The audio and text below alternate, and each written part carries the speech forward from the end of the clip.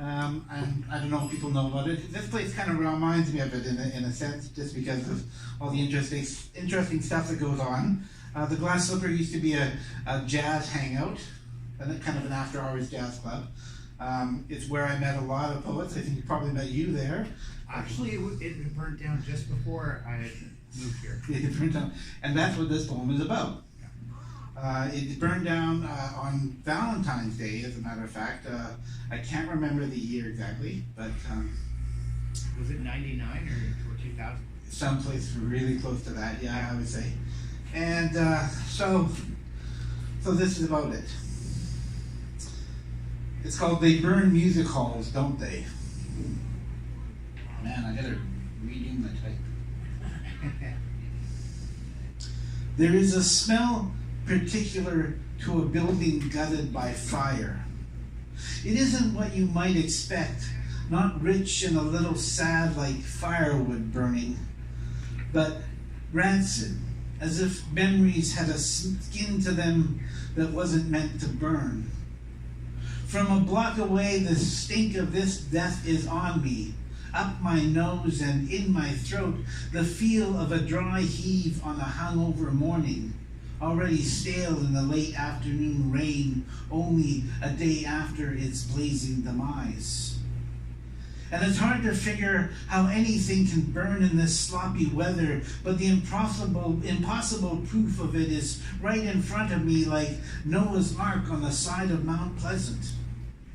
The Glass Slipper, home to all that crazy jazz and manic poetry, and before that, decades of jubilant gospel and all the clamor of people full of food and prayer and religious fervor, is nothing but a purple clapboard shell, its church door mouth already silenced by a plywood gag. The roof is gone. It must have fallen in on itself like a rib cage, unable to bear the weight of the world anymore. Some nights you could sit upstairs close to the peak and imagine the words and notes perched in the rafters, a million chattering birds still finding sanctuary though religion had long left the building. I want to be romantic and say now there's nothing between those sounds and heaven, but with this endless suffering of rain threatening not to stop anytime soon, I just can't get behind that kind of lofty imagery. And reality comes on slow, as does shock to the body. There will be no more music. The horns and harps and drums will not sound. The poets will talk, will mourn, but will ultimately go quiet. All of us, musicians and poets alike, shrugging our shoulders in defeat like everyone does when something we've thought permanent is taken from us seeing no recourse, standing small and naked and alone. And it's only because I've been inside, been a part of its history, was just there earlier in the week that I take this tragedy personally.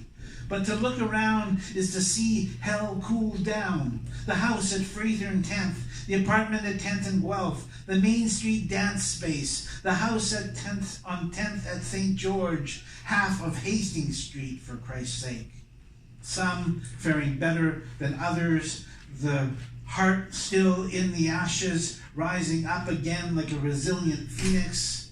Most bulldozed over or left like rotting teeth in a ragged smile, every place meaning something to somebody.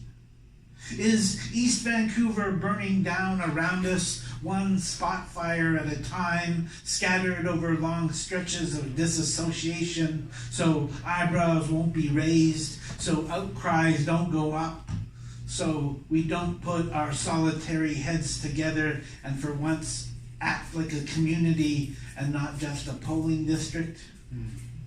I ain't one for conspiracies unless you call apathy one, in which case we're all in on the plot. No, the perpetrators might be shadowy figures with dubious intent, or above them prominent figures with shadowy intent, but the real villains aren't doing anything. Their doors are shut. Their TVs are on too loud. They are ignoring the alarms. When the call goes out to make changes, they make excuses instead. And even if it were a cigarette, like the paper suggested, the fact that we let something as serious as fire slip through our fingers and down into the seat cushions only goes to prove my point. We don't care enough.